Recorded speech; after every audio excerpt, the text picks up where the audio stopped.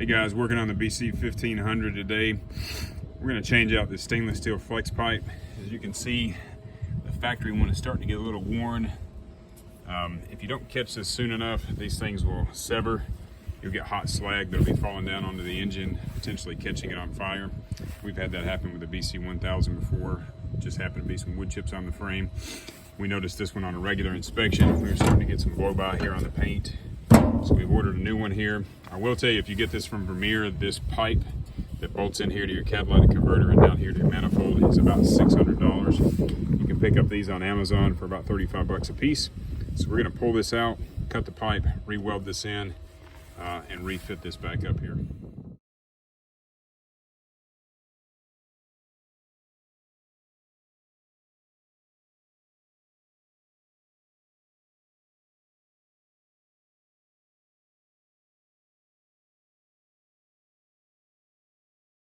All right guys, so we've got the side cover off here above the hydraulic tank. That gives us access to those 4 bolts.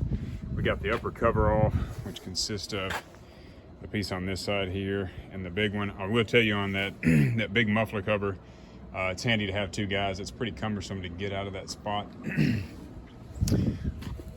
And this front bolt that holds on up here is the only one of all of these that has a nut on it, so you'll have to reach up inside there with a 13mm wrench to get that out. So we're going to hit these with a wire brush because these nuts have been on here for a while and they're a little bit rusty. And then we're going to hit them with some PB Blaster before we take these off. Definitely don't want to break a bolt and have to deal with trying to find one of those today.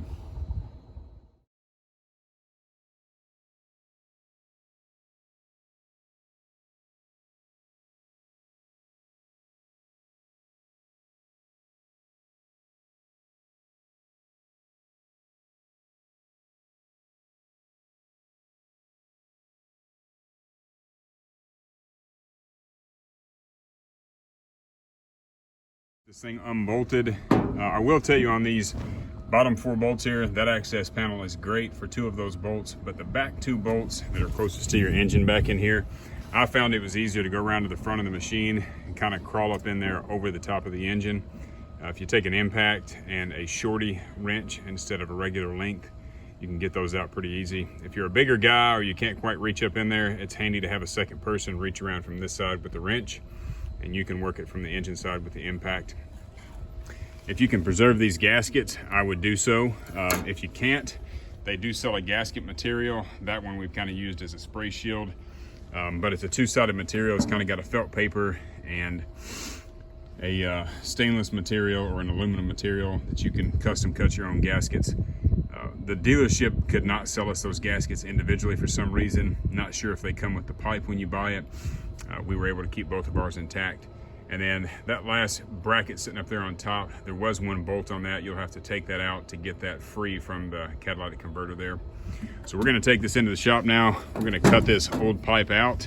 We're gonna weld in the new one. If you can get a slightly longer one, that definitely makes it easier on you. That gives us a little room to play here. Just kind of keep in mind the length that you've got as you're cutting this apart. What we're gonna do is separate that pipe. We're gonna bring both ends back out, bolt it back up to the machine so that we've got our configuration, and then we're gonna tack weld that in there, take it off, and then do a full weld on there. We did break 1 bolt, as you can kind of see on the ground there. On that upper, they do get pretty seized up.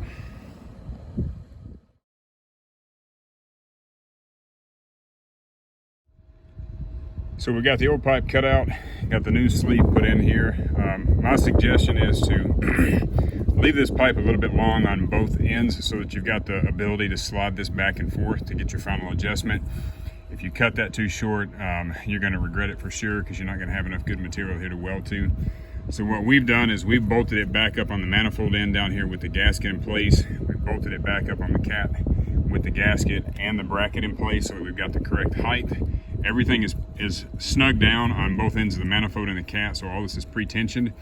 And then we've just taken a flathead screwdriver and a mallet and kind of driven this back and forth between those 2 shafts until we've gotten enough material inside that when we go to weld here, we're not gonna burn through. And a couple of tips there is we took a grinder and kind of grind some of this material down with like a 60 grit sandpaper. And then we took a file deburred on the inside of this and then added a little axle grease there just to get this thing to slip back and forth. This pipe is 3-inch. Inside diameter on this is right at 3-inch. So if you've got any debris here, this is not going to slip on easily, or if the pipe is deformed at all. I will tell you, when you order these, the manufacturer should specify what the outside diameter here is. I believe this one was 3 1/16, which gave us enough inside diameter to get this pipe to slip into. If you make a mistake and these two are the same size, you're going to have to take this to a muffler shop and have them use their compression machine to open that steel up so that you can slide this on to get a good weld.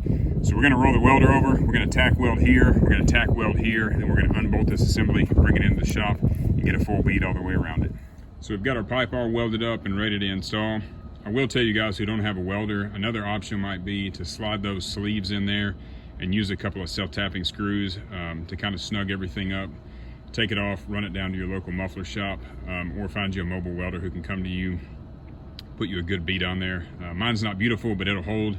So what I'm going to do now is we're going to bolt this up to the engine side first, so that I don't have to try to get in there and to fight that if it's a little bit snug.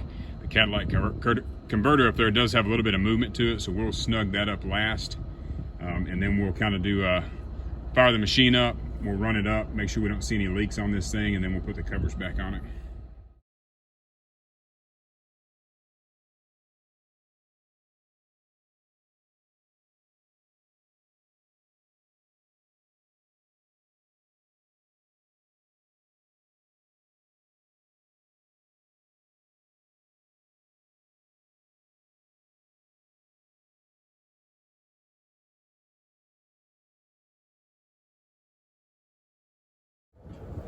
All right guys, so we got all the muffler back installed there, fired it up, checked for leaks.